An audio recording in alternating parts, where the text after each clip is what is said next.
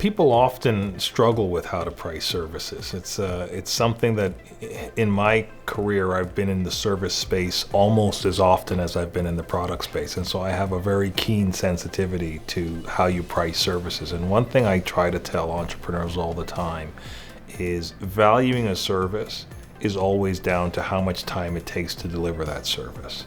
And so unlike a product where you set it up and the machine runs, and therefore it's very predictable the time it takes to deliver that product, and therefore the underlying materials that go into it and associated costs.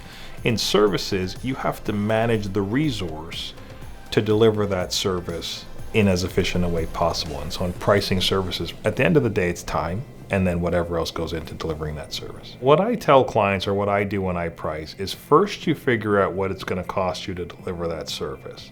Then you determine what margin you'd want to make on that service delivery, just like you would for a product. As in products, at the end of the day, you have to then compare that to what the market will pay. And the reason why that exercise is good for many entrepreneurs is once you've priced what that product should cost based on your service delivery costs, you realize whether or not you're efficient or inefficient, because it indirectly tells you you're reasonably efficient. So I tend to price independent of the market first internally, and then compare that to what the market rate should be for that service. And if I'm way off on the market, either high or low, it might mean I'm either way more efficient than the market or way more inefficient than the market. And then I have to go back and look at my service delivery model. But at the end of the day, the market dictates everything, doesn't it? In some cases, if a person costs you $10 an hour, for example, it's not uncommon when using very simplified metrics to have that person charged out at a billing rate of somewhere around $30 an hour. If you're paying somebody $40 an hour, it's not uncommon to have a metric that says the billing rate for that person is $120 an hour. So it's typically a 3-to-1 ratio for most professional services in terms of what that rate should be, but then again, you're guided by the market and you're guided by the level of efficiency in delivering the service.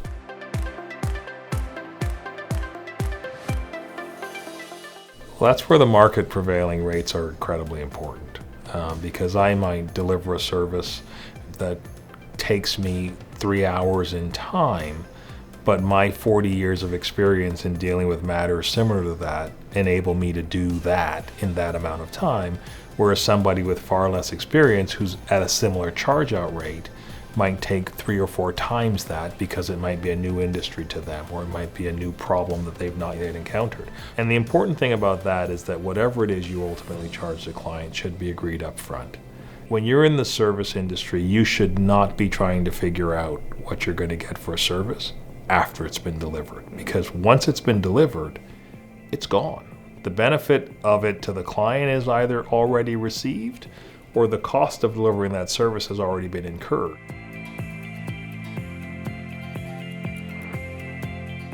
The law profession still is probably one of the few remaining professions that just bills by the hour, and they expect to be paid for every hour that they deliver, regardless to whether or not they've operated efficiently or not efficiently.